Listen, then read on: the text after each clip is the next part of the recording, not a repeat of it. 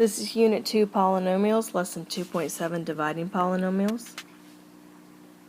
In your first focus question, you're taking 16p to the 5th minus 4p to the 3rd minus 12p to the 2nd and dividing that whole expression by 4p.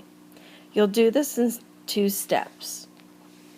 Your first step, you will divide each one of those, or you will set up each one of those terms as fractions.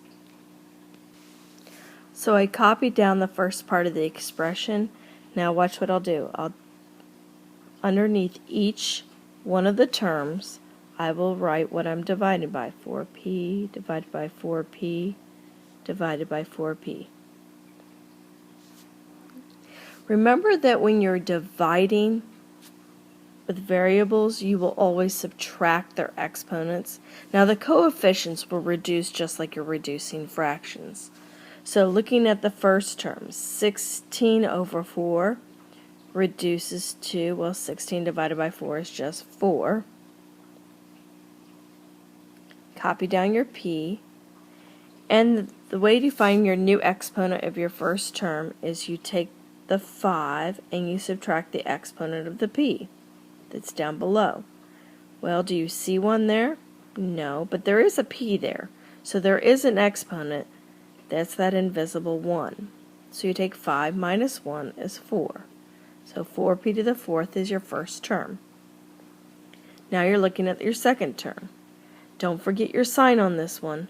It's negative 4 over positive 4, which reduces down to negative 1. Of p to the what power? Well, you have p to the 3 on top, p to the first on bottom, so that would be p to the second. You just subtract.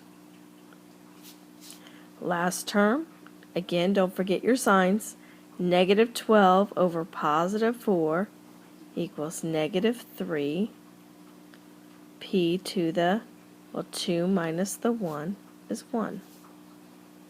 Now you can rewrite this without those 1's, so your final answer, which is equally correct, is 4p to the 4th minus p to the 2nd minus 3p. Let's take a look at another example.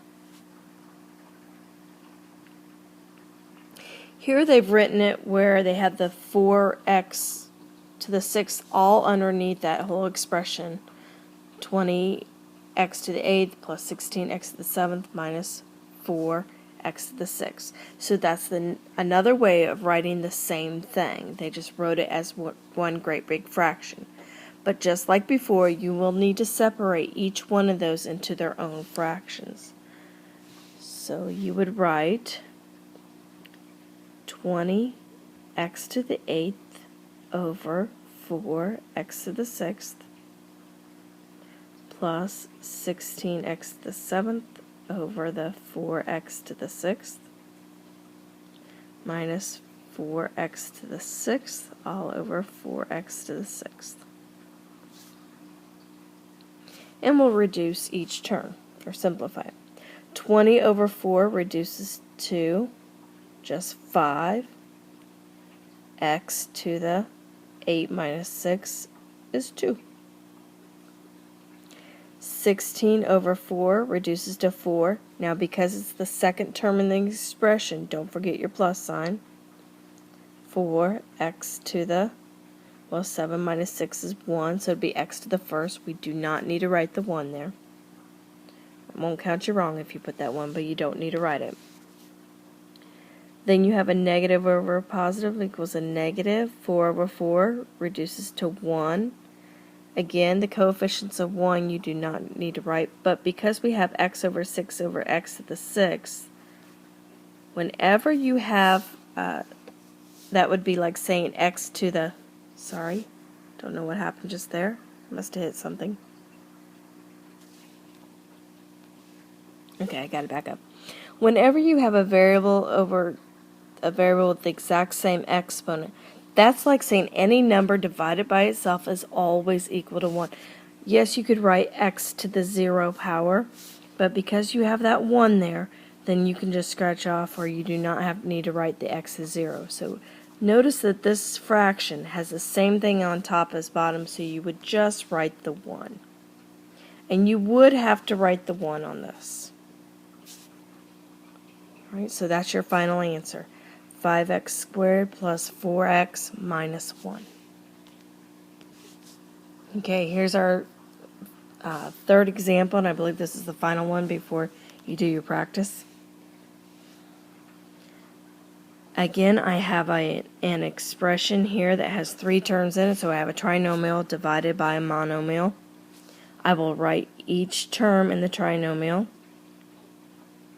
as a fraction over the monomial that I'm dividing by.